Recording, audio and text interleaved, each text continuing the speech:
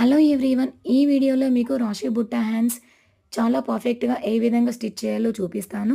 ముందుగా లైనింగ్ పార్ట్‌ని ఈ విధంగా అతికించేసుకోవాలి. ఇక్కడ నేను ఫల్టా ఇంచి కుట్టేస్తున్నాననమాట. ఎందుకంటే బార్డర్ ఇచ్చారు కాబట్టి, మనం ఇక్కడ హెమ్మింగ్ చేయాల్సిన పని లేదు. మిషన్ పైనే పనంతా కంప్లీట్ అయిపోతుంది. చాలా ఈజీ అండ్ సింపుల్ అన్నమాట. ఇలాగే నాకు నీట్‌గా అనిపిస్తుంది.